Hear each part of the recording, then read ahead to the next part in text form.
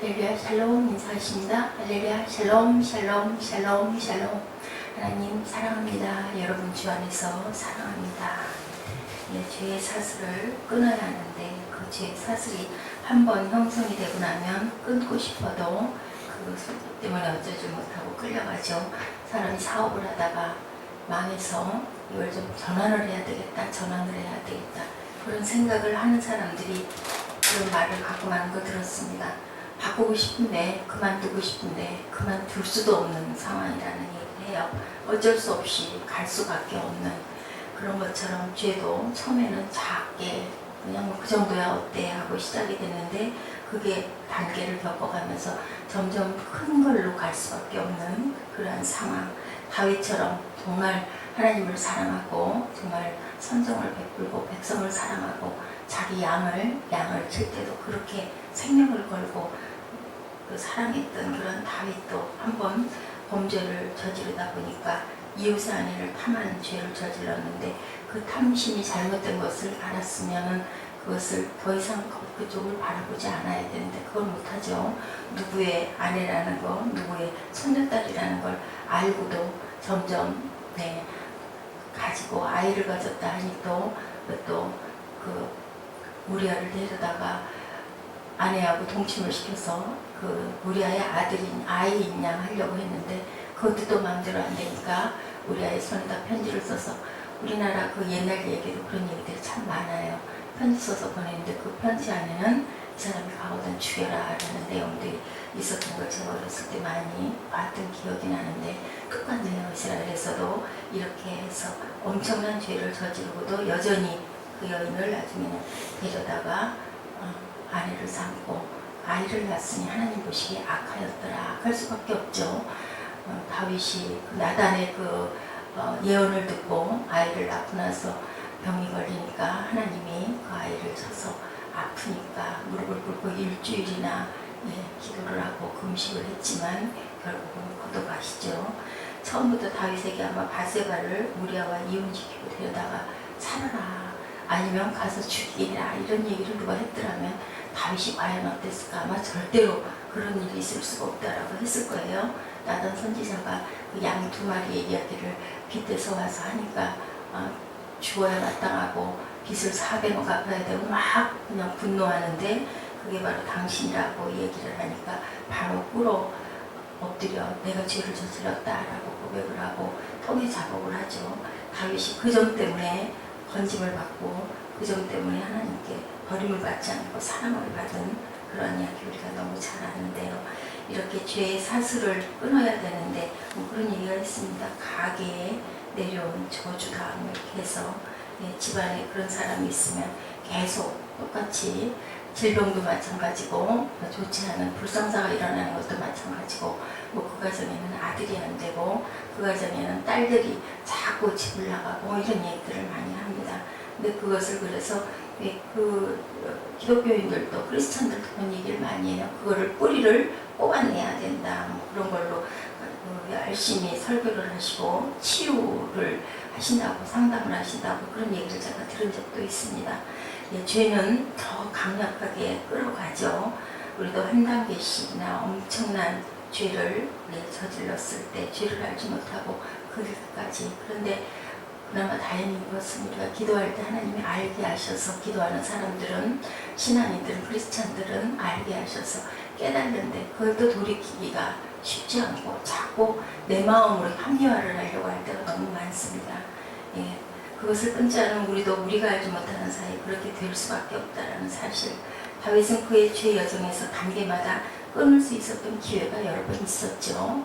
우리가 11장을 가지고 지금 3차례 설교를 제가 하고 있기 때문에 정말 그냥 돌이켜 넘어가기에 우리의 현실이기 때문에 다윗 같은 사람도 그랬는데 또 누구는 그런 얘기도 하는데 어떤 분은 설교하시면서 다윗 같은 사람도 그런 범죄를 하는데 뭐 사람이 그런 거 할 수 없겠느냐, 그런 것 정도는 또 그럴 수도 있는 거고 또 회개하면 된다. 그런데 그러면 안 되겠죠.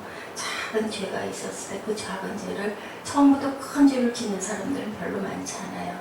조그만 것들이 우리의 속담에 바늘도둑이 소도둑 된다라는 말이 있듯이 처음에는 조금 시작했던 게 그게 점점점 대범해지는데 그 작은 것조차도 그래서 성경에 보면 악은 모양이라도 걸어라 라는 얘기가 있습니다. 그 옆에를 가지 마라. 우리 또 옛 선인들도 그러죠. 까마귀 놓은 곳에 백로야 가지 마라. 왜냐하면 가서 자꾸 기웃기웃 들여다보다 보면 재밌어 보이고 좋아 보이고 참 그 악이 보면은 유혹이 있어요. 그리고 유혹이 좋아요. 좋다 보니까 거길 가지. 그게 힘들고 고통스러우면 가겠습니까?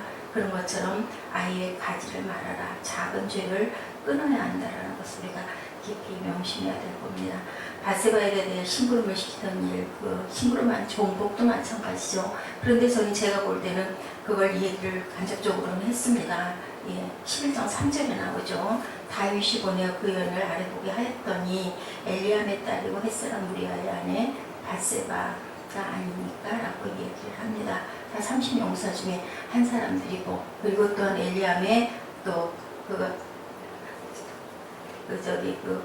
누구예요? 바세바의 그 할아버지가 되죠. 아이도벨 같은 사람은 아주 참모와 같이 정치를 논하고 옆에서 아주 오른팔 노릇을 했던 그런 귀한 사람의 손자딸이었는데, 그런데도 돌이키지를 않아요. 참 사람이 욕심이 그렇습니다. 그렇게 얘기를 하죠. 하나님이 나단에게 얘기를 하죠. 내가 너를 이스라엘 민족 위에 세우고 사울을 패하고 너를 내가 기름을 붓고 너에게 그 많은 영화를 다 주었는데 무엇이 부족하여 네가 그랬느냐라고 얘기를 합니다. 그 얘기를 들으면서 아마 가슴에 뭉클 찔림이 있었을 것 같아요. 내가 절대로 너를 그냥 간구하지 않겠다. 왜냐하면 하나님이 말씀하셨잖아요. 그 사울처럼 패하진 않지만 잘못하면 내가 너를 징계하겠다고 그러셨죠. 인간 막대기를 뗄 것이고 내가 너를 그냥 두지 않고 혼을 낼 거라고 얘기를 했기 때문에 결국은 네가 죄를 사했기 때문에 내가 너를 죽이지는 않지만 네 아이를 죽일 거고 백주 대낮에 너는 은밀한 가운데서 그렇게 간음을 저질렀지만 네가 그런 고통을 당하게 될 거라고 그렇게 이야기를 합니다. 압살롬을 통해서 꼭 10명이 백주 대낮에 강간을 당하는 그 무서운 꼴, 그리고 도망을 다니고 이제 결국은 뭐냐면요, 잘못한 것에 대한 벌은 꼭 받는다는 거죠. 이렇게 옆에서 가장 가까운 사람이 잘못된 것을 볼 때는 그것을 혼날까봐 그 권력에 눌려가지고 바른 말을 못하지 말고 나단 선지자처럼 하나님이 말씀하셨으면 내가 죽을까고 아마 죽을까고 했을 것 같아요. 나단 선지자가. 그런데도 있는 그대로를 얘기를 해줘야 되겠죠. 그것을 받아들이고 안 받아들이고는 그 사람의 몫입니다. 할 수 있는 것, 우리는 하나님의 종들이기 때문에 특히나 앞으로 가면서 잘못된 불의한 걸 보면 나도 거기에 가담하지 않아야 할 뿐더러 누군가가 잘못되는 길을 갈 때는 가까운 사람일수록 또 어려운 사람이어도, 왜냐면 그 사람은 귀하기 때문에 그것을 얘기를 해줘서 깨닫고 알게끔 내가 나쁜 사람이 되더라도 내가 미움을 좀 받더라도 하나님이 나머지는 하실 부분이니까 해야 할 줄로 믿습니다. 부부관계일수록 또한 친구관계일수록 그렇게 해야 되겠죠. 아이들이 사귀고 싶어 하지 않는 아이들이 있다고 그래요. 그 아이가 참 이쁘게 생기고 집안도 좋고 보기에도 귀공녀같이 생겼는데 애들이 그 애하고 잘 놀지를 않는데요. 그래서 물어봤다고 그럽니다. 왜 걔랑은 친하게 안 지내니? 하고 물어봤더니 걔는 지가 하고 싶은 것만 하자고 그래요. 그리고 사람을 부려먹어요. 꼼손도 까딱 안 하고 앉아가지고 부린다고. 그래서 그 친구하고는 다들 놀려고 하지 않는다고. 관계에 있어서 나는 싫은데 내 상대방이 무엇을 하자고 그러다 억지로 어쩔 수 없이 끌려와서 하는 것, 그 관계가 바람직하게 좋은 관계로 오래가지를 못합니다. 그렇기 때문에 그 관계는 온전하지가 못한데 요즘에 사람들의 관계가 그렇죠. 권력 때문에, 가진 것 때문에 그냥 자기를 팔아요. 그냥 내가 별로 마음에 안 들어도 저 사람에게 가까이 해야 나에게 어떤 성공의 길을 열리거나 아니면 부가 나에게 돌아오거나 아니면 뭐 대가를 받고 차라리 계약이 된 사람들은 그럴 수가 있는데 온전한 벗이 없다라는 거죠. 요즘 세상에 전부 너무 이기주의와 물질 문명주의가 되다 보니까 너무너무 마음이 아픈데 하나님께서는 그렇게 하지 말라 그러죠. 잘못된 부분은 잘못했다고 지적하고 증인된 삶이 뭘까요? 그게 바로 증인된 삶이고, 우리가 증인이라는 것은 내 목숨도 내놓을 수 있는 것이 바로 증인이라고 얘기했던 것처럼, 이 나단 선지자 같은 그러한 마음을 가지고, 목숨은 하나밖에 없는데 그죠? 죽음 앞에서 두렵지 않은 사람이 없지만, 그렇지만 그때는 또 신학도 아니어서 죽으면 천국까지 아마 그렇지도 않았을 건데도 그렇게 담대하게 얘기할 수 있는, 내가 지금 끊어야 할 사슬, 아니면 내가 가장 가까이 있는 사람이 끊어야 할 사슬은 뭔가, 그 사람을 사랑하면 사랑할수록 잘못된 건 잘못됐으니 돌이키시오 하고 얘기할 줄 아는 정의와 공의의 마음, 그것도 하나님의 마음입니다. 그런 마음을 품는 저와 여러분이 되셔야 할 줄 믿습니다.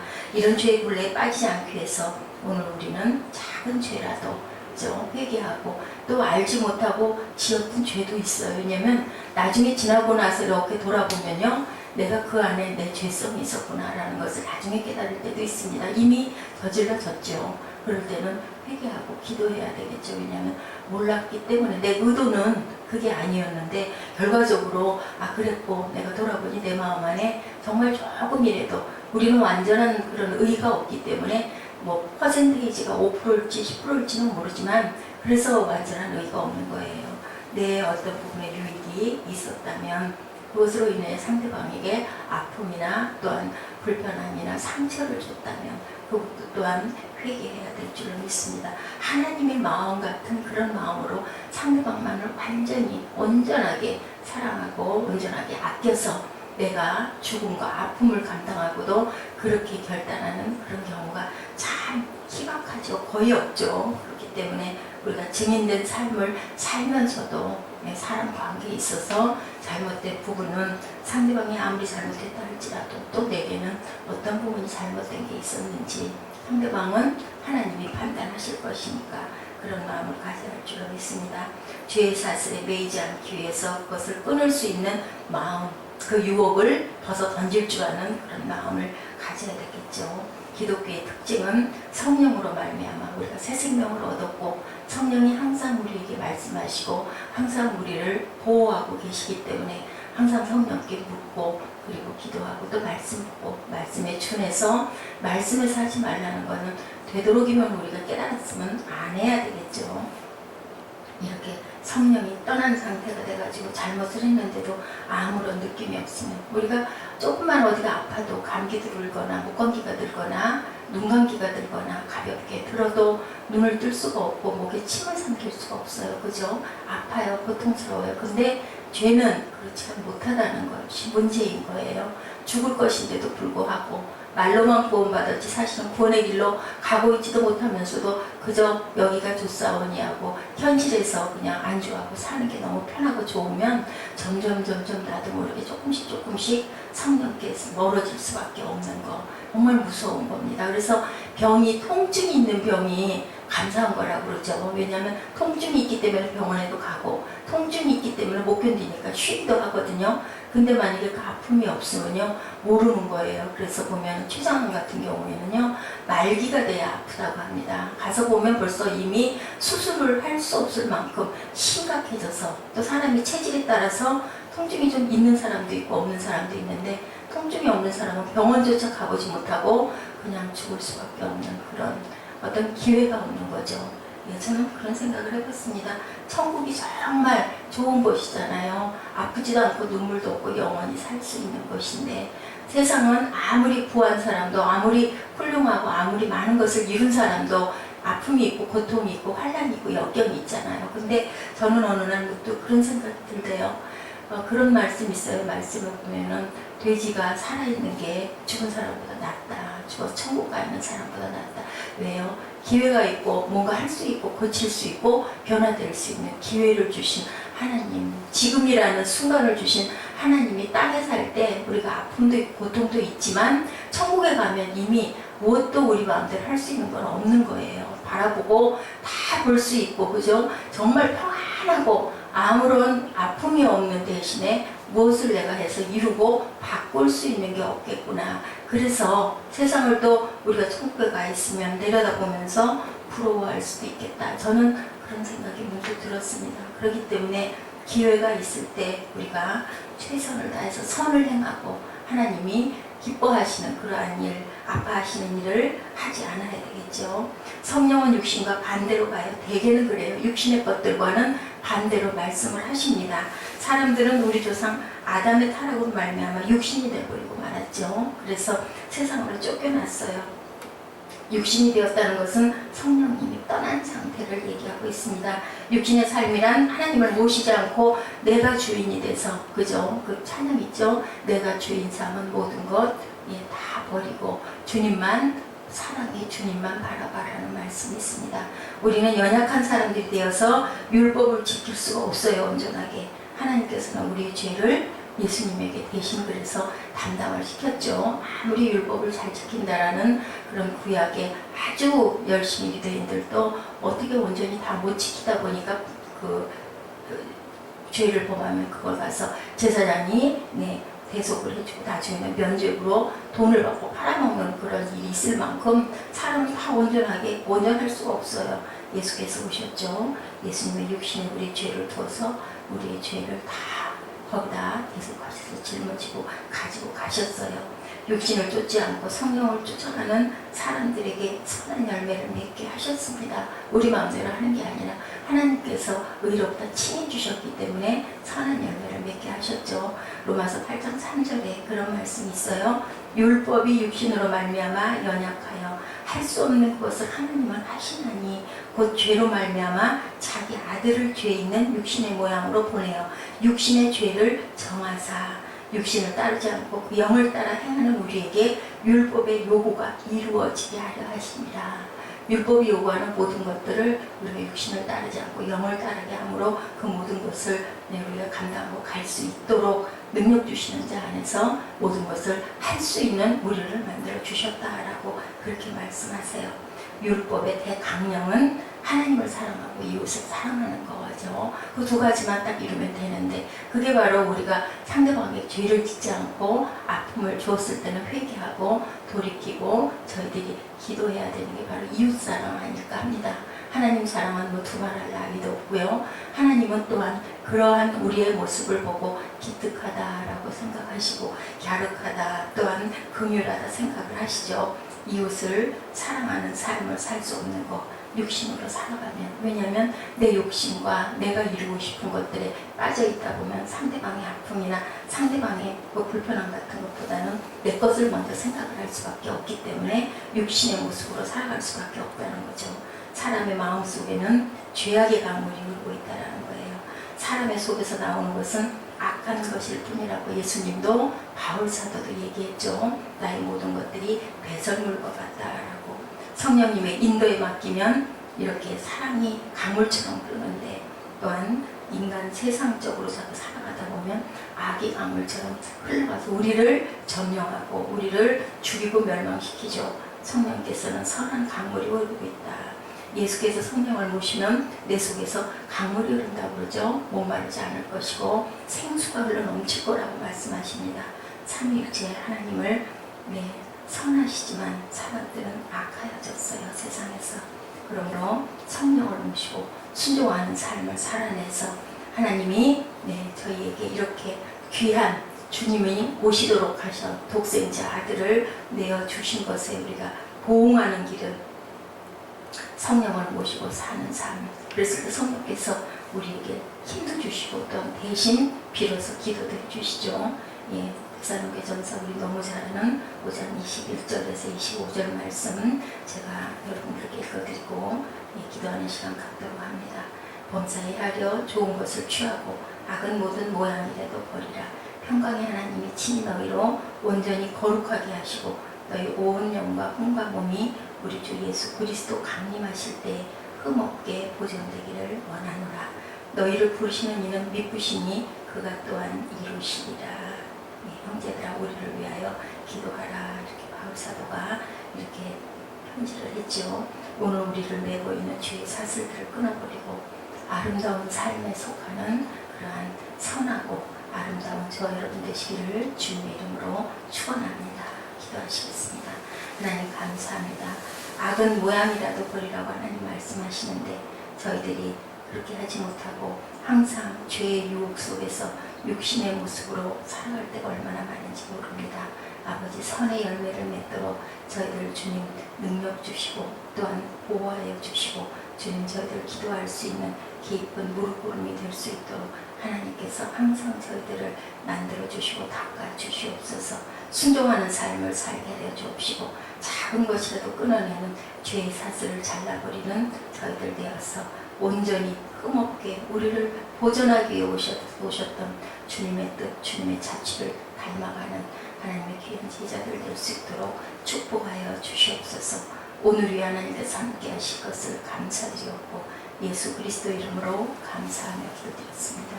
아멘. 하늘에 계신 우리 아버지시여 이름이 거룩히 여김을 받으시오며 나라의 임하옵시며 뜻이 하늘에서 이룬 것 같이 땅에서도 이루어지이다. 오늘 우리에게 일용할 양식을 주옵시고 우리가 우리에게 죄 지은 자를 사하여 준 것 같이 우리의 죄를 사하여 주옵시고 우리를 시험에 들게 하지 마옵시며 다만 악에서 구하옵소서. 나라와 권세와 영광이 아버지께 영원히 있사옵나이다. 아멘.